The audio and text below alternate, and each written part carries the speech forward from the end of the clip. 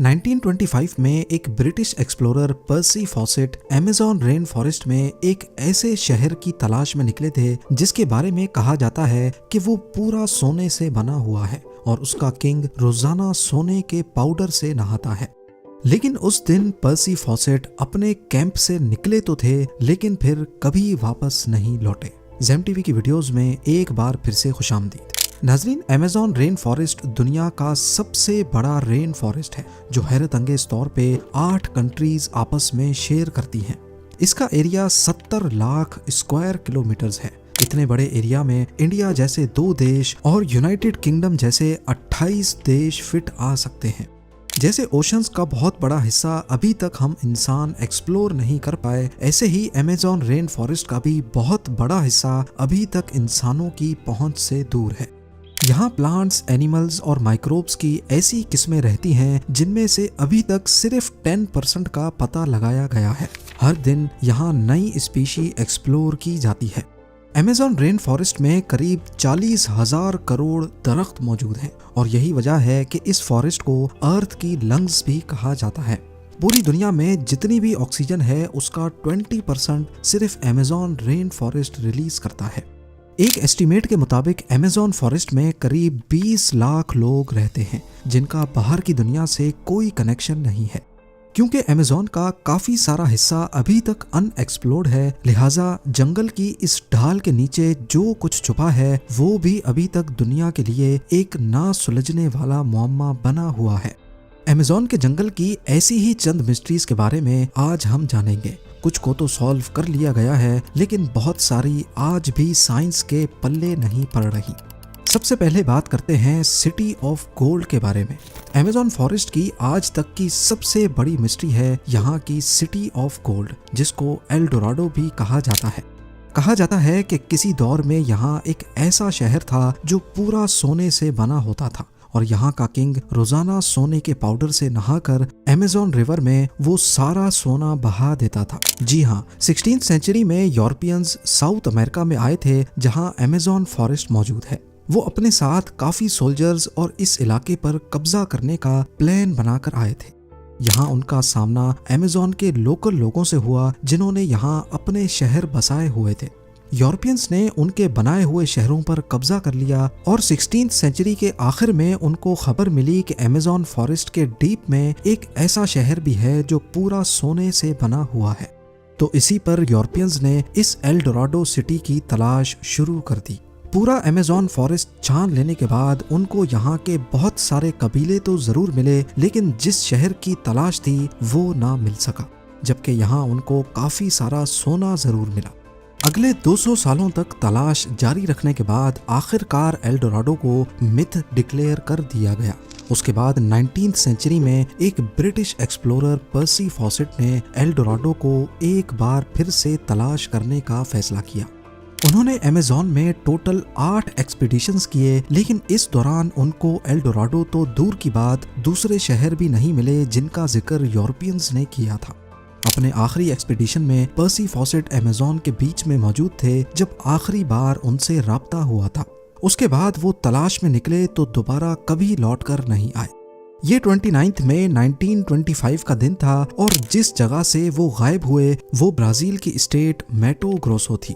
उनको कई महीनों तक तलाश किया गया लेकिन ना ही पर्सी फॉसेट मिले और ना ही उनकी डेड बॉडी। साइंटिफिक कम्युनिटी का मानना है कि ये जगह इंसानों के रहने के काबिल नहीं है, लिहाजा यहाँ कोई शहर या विलेज नहीं बस सकता। लेकिन वक्त के साथ जब टेक्नोलॉजी काफी एडवांस हो गई तो फिर अमेज़न में कुछ ऐसे निशानात मिले जिससे ये जाहिर होता है कि किसी दौर में यहाँ इंसानों ने पूरे शहर बसाए हुए थे। असल में पर्सी फॉसेट जिस जगह तलाश कर रहे थे वो जगह तो बिल्कुल सही थी लेकिन ढूंढने का तरीका सही नहीं था। यहाँ कई मकामात पर रिसर्चर्स को जमीन के अंदर ह्यूमन वेस्ट दबा हुआ मिला है। साइंसदानों ने अमेज़न में कई मकामात पर लिडार स्कैनिंग डिवाइस का इस्तेमाल करके घने जंगल की लेयर के नीचे पत्थर से बने स्ट्रक्चर्स भी ढूंढे हैं जिनको वक्त के साथ साथ जंगल ने छुपा दिया है। नेशनल जियोग्राफिक की टीम ने भी कैरेबियन के साहिल से 15 किलोमीटर अंदर अमेज़न में एक ऐसा शहर तलाश किया है जिसमें 2500 साल पुराने पूरे स्ट्रक्चर पहाड़ों के अंदर दबे हुए पाए गए। लेकिन इनमें एल डोराडो कौन सा है और आखिर ये इतने बड़े अमेज़न फॉरेस्ट में किस जगह मौजूद था, ये आज तक साइंटिफिक कम्युनिटी के लिए एक मिस्ट्री बना हुआ है। नंबर 4, अमेज़न के इस वसी बयाबान जंगल में काफी ऐसे कबीले भी रहते हैं जिन्होंने आज तक बाहर की दुनिया को देखा ही नहीं है। जी हाँ, ये लोग जंगल में कैसे जिंदगी गुजारते हैं इसके बारे में एंथ्रोपोलॉजिस्ट भी सही से नहीं जानते। इनमें से एक कबीला पिरिकपुरा के नाम से जाना जाता है जो वेस्टर्न ब्राजील में रहता है। इस कबीले में पहले हजारों लोग थे लेकिन अभी सिर्फ 15 से 20 ही बचे हैं। इस कबीले के बारे में हम भी 1998 के बाद ही जान पाए हैं जब पहली बार इनका बाहर की दुनिया से राब्ता हुआ था। उनकी लैंग्वेज से ऐसा लग रहा था कि शायद वो अपना दुख दर्द बयान करना चाहते हैं। एंथ्रोपोलॉजिस्ट ने जब उनकी बातों को डिकोड किया तो मालूम पड़ा कि उनका कबीला पहले काफी स्ट्रॉन्ग हुआ करता था, लेकिन फिर कुछ कब्जा माफिया ने फॉरेस्ट में माइनिंग करने के लिए उनके तमाम साथियों को बुरी तरह मार डाला, जिनमें से ये चंद लोग बच गए थे। ऐसे पता नहीं कितने ट्राइब्स हैं जो अमेज़न जंगल के बीच अपनी दुनिया बसाए बैठे हैं। ये लोग कहां से आए थे, क्या इनका हजारों साल पहले यहाँ बसने वाले कबीलों से कोई कनेक्शन है, इस बारे में आज तक कोई नहीं जान पाया।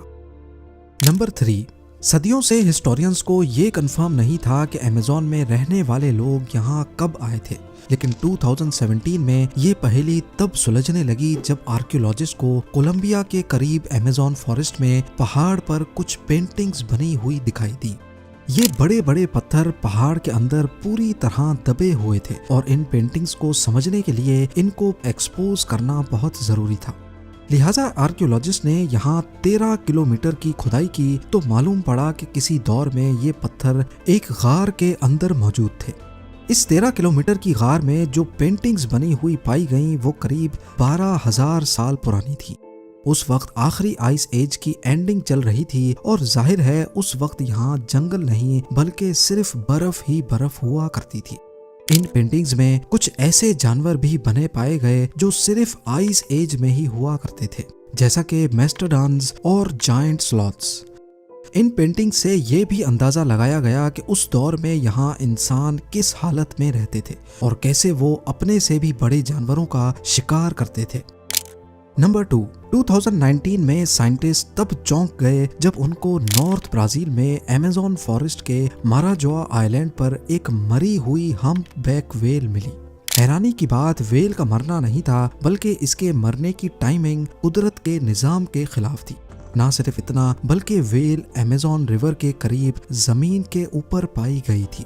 असल में 10 टन भारी ये व्हेल का बच्चा था। ये व्हेल्स सर्दियों की स्टार्टिंग में यानी अक्टूबर से नवंबर में अमेज़न के करीब समंदर में गर्म पानी एंजॉय करती हैं, लेकिन फिर ये खाने की तलाश में साउथ की तरफ एंटार्क्टिका के करीब चली जाती हैं। लेकिन ये व्हेल फरवरी में अमेज़न के करीब कैसे मरी थी? इन्वेस्टिगेशन से मालूम पड़ा कि ये जिस दिन मिली थी उससे सिर्फ 4 दिन पहले मरी थी। ना ही इसकी बॉडी पे किसी शिकार के निशानात थे और ना ही इसको कोई चोटें लगी हुई थी। तो अब यहाँ कई सवाल उठते हैं। पहला ये कि व्हेल इस मौसम में यहाँ कैसे पहुंची, ये समंदर से अमेज़न रिवर में क्यों आई और सबसे बढ़कर ये अमेज़न फॉरेस्ट के बीच जमीन तक कैसे पहुंची। वो दिन और आज का दिन ये मिस्ट्री कभी सॉल्व नहीं हो पाई। और अब नंबर 1, अमेज़न फॉरेस्ट का एक और सीक्रेट 2013 में डिस्कवर हुआ था जब पेरू के करीब एक केमिस्ट्री के स्टूडेंट को अमेज़न में ये अजीबो गरीब स्ट्रक्चर मिला। ये एक प्लांट के पत्ते के ऊपर बना हुआ था जो देखने में काफी मिस्टीरियस लग रहा था। इसके ठीक सेंटर में सिल्क से एक कोन बनी हुई थी और इसके चारों तरफ सिल्क से ही एक जबरदस्त फेंस भी बनी हुई थी। उस स्टूडेंट ने इस स्ट्रक्चर की फोटोज ली और उनको इंटरनेट पर पोस्ट कर दिया, लेकिन हैरत की बात यह थी कि आज तक ऐसा स्ट्रक्चर किसी ने भी नहीं देखा था। इस पर मजीद जांच पड़ताल के लिए साइंटिस्ट की एक टीम ने पेरू के इस हिस्से को विजिट किया। थोड़ी ही देर में इनको 45 से ज्यादा ऐसे ही स्ट्रक्चर मिल गए। कुछ तो दरख्तों पर बने थे और कुछ प्लांट्स के पत्तों पर। इस मिस्टीरियस स्ट्रक्चर को सिल्क हेंज का नाम दिया गया और इनमें से कुछ को वो अपने साथ लेबोरेटरी लेकर गए। माइक्रोस्कोप की मदद से देखा गया कि फेंस पर छोटे छोटे डस्ट माइट्स घूम रहे थे। ये कीड़े सिल्क प्रोड्यूस नहीं करते, लिहाजा ये बात तो कंफर्म थी कि ये स्ट्रक्चर इन्होंने तो नहीं बनाए थे। चंद दिनों के बाद फेंस के बीच वाली कोन आहिस्ता आहिस्ता फटने लगी और उसमें से एक स्पाइडर का बच्चा बाहर निकला। असल में ये स्ट्रक्चर स्पाइडर की एक खास स्पीशी ने बनाए थे जो सिर्फ वेस्टर्न अमेज़न में ही पाई जाती है। ये स्पाइडर अपने अंडों के गिर्द फेंस इस वजह से बनाते हैं ताकि इसमें छोटे छोटे डस्ट माइट्स फंस जाएं और जब उनका बच्चा अंडे से बाहर निकले तो उसके पास खाने के लिए कुछ मौजूद जरूर हो। उम्मीद है जेम टीवी की ये वीडियो भी आप लोग भरपूर लाइक और शेयर करेंगे। आप लोगों के प्यार भरे कमेंट्स का बेहद शुक्रिया। मिलते हैं अगली शानदार वीडियो में।